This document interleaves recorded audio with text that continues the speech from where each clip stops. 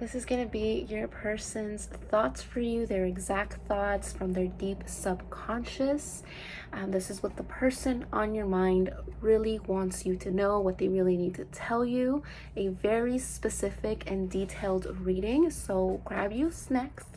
Okay, this is kind of setting the tone for the reading. I fell so fast, but your love keeps me wanting more. So this person is figuring out their emotions right now, especially when it comes to you, because you sort of awaken that in them. I'm drinking my tea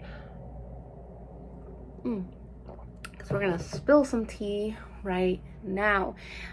So if you don't know who I am, hi, I'm Soledad, and I am an intuitive card reader here on YouTube and over on TikTok. If you did come from TikTok, hi, hello, thank you for coming over here and supporting me. It means the world to me. But let's get straight into these messages, because I did pull a lot of cards and we just have a lot to cover. So let's get these two cards in here first. Okay, we have the Dead End and Athalia. I hope I'm saying that properly. With the Athalia card, there is a deep soul recognition between you and your person right now. This person has been experiencing a lot of dualities, and I'm getting that you and your person... Why is there an airplane? I do live near... Do you guys hear that? It's funny because later on in this reading, I talk about travel. So Spirit, I guess, really wants you to know that there may be travel in the future, or that maybe travel needs to happen for you guys. I'm also getting that this person wants to spend some alone time with you. So it could be that they want to book you a flight to like go meet them somewhere, go on vacation together. But let's get back to this card. Okay. This is the yin and the yang. This is a push and pull. Okay. With the Alethea, sorry, their soul recognizes the truth. This person was living almost a double life. Their soul came here to experience this polarity, right? This is in your soul contract, right? Both of you have a soul tie, and I'm getting that this is that you guys are old souls, both of you. You may even be a twin flame, right? One soul split in half. But they're noticing that the differences that keep you two apart is actually what's attracting you guys together. You guys are like magnets. And you know when you are trying to put together a magnet and they're not sticking, they're kind of going apart because they're facing the wrong way. That's a great way of explaining it, isn't it? That's what was happening. You guys needed to learn your lessons. So even though you are magnets and you pull towards each other, you weren't facing the right way. And now this person decided to turn around so that they can match your energy, and you're being pulled closer and closer and closer together until you make full union. Now let's talk about this Dead End card. Okay.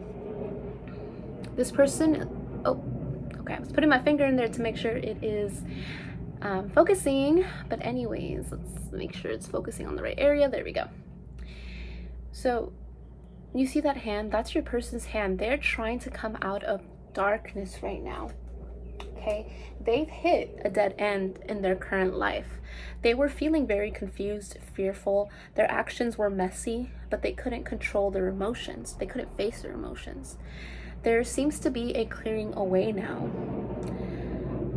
This person felt like they were clearing out a thick jungle in their mind, right? And they were stunted because they were so tired.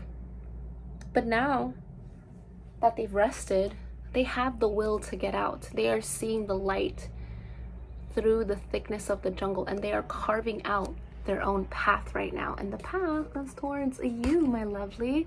And then I pulled up some more cards here for you. So we got attachment and mystery in the reverse. Please focus. There we go.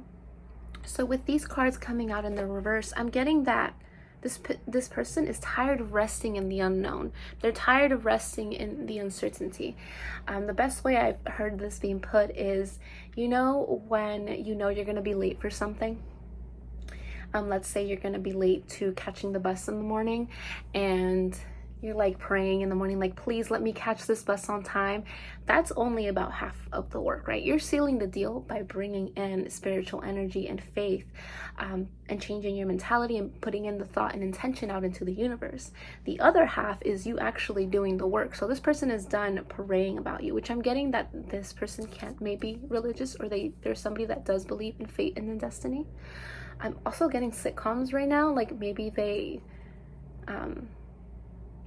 have always wondered if love like that existed, love that you see on the TV, like pure love, love that is fun and romantic and lighthearted. This person wants to take you on dates. Anyways, back to this. So they're tired of resting. They're tired. So wait, I was talking about the analogy. I'm sorry, I'm getting so many downloads even as I'm doing this reading. This person has a lot to say to you. There is almost this sense of, you can't just pray that you're not going to catch the bus, that the bus isn't going to like leave your ass, right? You need to also run towards it. You can't just be like, oh, I prayed so I can walk even though I know I'm late. No, you're late, boo-boo. You got to run now, okay? You got to make it happen. So that was to finish off that analogy. And then attachment, I really saw attachments. They're releasing whatever attachments they had that were holding them back from really feeling their true soul's desire, because look, they're running towards you now. They're running towards source. They're faithful again. They're feeling much more hopeful and optimistic about love and this connection with you, because they really couldn't get you off their mind. This person tried to run the other way, right? They tried to run away from their soul's desire and straight into like 3D, low vibrational energies, low vibrational people, and they're realizing that all that they've built for themselves were just illusions. None of this actually fulfilled them. None of this actually made them feel good, and none of it actually cared about their well-being, right? It's kind of like a machine. Once you like, you're a cog in the machine, and once you stop working, you're no longer valuable. And they don't want those types of relationships anymore. They were very surface level, I'm hearing. Now we picked out some crystals for you, and let me tell you that this person has a burning passion for you. We also have courage and travel and creation. So this person has been busy creating because they want to come in and actually be able to take care of you and actually be able to give in this relationship. So one, they had to get over, right, all of these emotional hurdles, but there were also physical, materialistic hurdles that they're just trying to feel very secure within themselves. And for them, part of that is creation. This is a more masculine energy. So they really need to have that outer security as well, but they're building with intention now. They're so passionate about you. They want to come in and do some stuff to you, but this is not an 18+ rating. And I'm strongly feeling travel again. So this is something that maybe you guys have to travel to see each other. Maybe it's more of a long distance connection, or maybe it's more of they want to travel with you. Like they want to share experiences with you. There's someone that they can see, going to different parts of the world. I'm getting Greece right now for some reason, in Egypt. So maybe your souls lived past lives in those countries together, and there's a strong pull to certain places. So pyrite. It's funny that this crystal came out because pyrite is actually, I believe, called the false gold. Actually, hold on, it's not my crystal book. So pyrite is most famously called fool's gold after prosecutors mistook it for real gold long ago. So this person has grass is greener, chasing shiny objects syndrome, right? They were chasing all these shiny objects that they thought was gold. But when they're realizing that this is not actually gold, the gold that they wanted, they have to let go, and they have to admit their wrongs. They have to admit that they were kind of foolish about these choices, and they were a little bit reckless. I'm getting that song from, I forgot her name, Madison Beer, and Reckless, right? That's the channeled song that's coming through right now. So they were chasing success. They were chasing what they thought would bring them good fortune. I hear that this person is a leader. This person has renewed their focus onto things that they know are going to be more fulfilling on an emotional level, on a soul level, instead of it just being a materialistic thing. Like maybe this person has a specific career because they knew it was going to make them money, and they knew it was going to make their family proud. So that's why they did it. And now that they've been doing that and they went through the hardships, ignoring everything else, they're realizing that it doesn't actually make them happy, and they actually quite hate their job there, right? And they're better suited to do something less 9 to 5-y, less boring in their eyes, right? And more entrepreneurial or more creative. And they're realizing this in all areas of their life.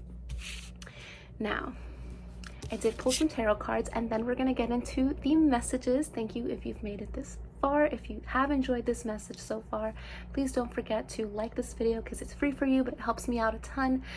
Leave me comments if this is resonating, if you want to share anything about your journey, and make sure to subscribe. I'm trying to get to 1,000 subscribers, and once I do that, I will be doing a little giveaway. So yeah, make sure to do all those things. But anyways, let's move on to the tarot portion. Okay, and I took some notes, so I am going to be reading from my notes because I did sit with these cards for a little bit before coming on here. Now we have the Knight of Wands. Okay, with the Knight of Wands here, first of all, the Knight of Wands is all about good news and travel. So there's that travel again, that extra confirmation. The numbers 2, 3, and 8 could be important for you as well. But this is really about good news, happy news, right? This person is coming in with a message, but the thing about the Knight of Wands is that they are trustworthy. They are somebody that you can put your faith into. Okay, and then we have the Three of Cups here. Okay, the Three of Cups talks about friendship, about celebration, but in love and in the context of this reading, there were feelings that were murky for your person, but they are much clearer now, right? We talked about this. They were working through the dead end that they had built for themselves, the jungle that is their mind and their heart.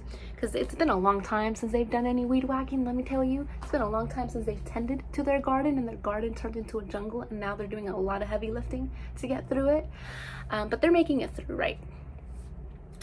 And they're learning about their own emotional patterns in a positive way and in a growth producing way, right? They're no longer bearing that deeply and ignoring those messages. And then we got the Ace of Cups in reverse. Springtime is coming, at least when I'm posting this video where I'm at. So maybe springtime could be significant for you. I'm getting butterflies are significant for you too, and just bugs in general, even like the scary bugs like the spiders and stuff like that. Those are all signs. They don't necessarily have to be anything bad. Ace of Cups in reverse. So normally this talks about new beginnings and new loves and wanting to really spend that one-on-one time with you. But this is actually representing them kind of going inward with their emotions, and I'm getting a lot of regret, right? Because we also have the Eight of Cups next to it, so paired together, there was almost this sense of, because of the situation they were in, they were not fully able to pour into their own cup because they were so busy pouring into everyone else's cups, and everyone else wasn't even interested in pouring back into their cup, so they felt very drained at the end of the day. So they built all this, right? They have all these cups here, but they are tired of giving and not getting anything back and being people pleasers, right? I'm getting that you are also a people pleaser, and it's something that you're learning to cope with is as individuals, but because you're mirroring each other so much, it's something that I'm sure you'll talk about once you are in union. And the Eight of Cups is really about wishing things were different, but realizing that you have to let go of the past, because it's better to cut your losses than to try to pick up a broken mirror and cutting yourself along the way, right? And even if you glue the mirror back together, it's never gonna look the same as it did in the beginning. So they're really letting go of their emotional past, and they're ready to come in and share better news with you. Now let's get in some messages from your person. We already had, I fell so fast, but your love keeps me wanting more. So this is person, again, grass is greener on the other side syndrome. They chase shiny objects, but they get bored easily. And so this person I'm getting has a trail of broken hearts behind them. But with you, there's something different about you. Your consistency, your authenticity, your caring nature, your nurturing nature is what kept them coming back, because they had never experienced that before. the fact that you were very understanding, even if there were things that maybe weren't ideal for you. Your positive energy. How are you even real? All those things I just described, they know this about you, and they've never met somebody like that, and so they're wondering how you even exist. Is someone like you something that they can actually trust, right? Because you make them want to open up their heart to you. And you deserved better, and I'm ashamed of how I treated you in the past. They're coming to realizations about their own actions, right? We talked about that emotional growth that they're doing. They're unpacking a lot right now. And by the way, with these cards, very quickly, I am doing a project where I am doing twin flame messages. It's going to be an oracle deck. So if you want to donate to that project to make that dream a reality, everything will be linked down below, along with personal readings and all that. But these index cards are going to be basically the basis for that project. So I would love to share these with you guys in a more card-like manner. But let's move on to the next messages. Here we go. We have, I'm afraid to contact you. I'm getting that there was an abrupt ending. They pushed you away. They brought you close to only push you away because they got too scared. They were afraid. And they're very regretful of that. You and I were too young. This is them again being very regretful. Let's pull, I feel called to do a few more messages. So let's grab some cards here. Let's pull a few more here. So what else would the person want to say to you just to kind of end off the reading? Oof. I need someone like you to keep me accountable for my bad behavior. You setting your boundaries, this person appreciates that. You don't let anything slide with them, and they're learning because of it. They're able to grow, and they love this growth that they can get with you. They're imagining if this is how much you guys have grown in the time you've known each other, imagine how much you can grow when you guys are actually in union and together. I need you in my life. And let's get one more message here for you.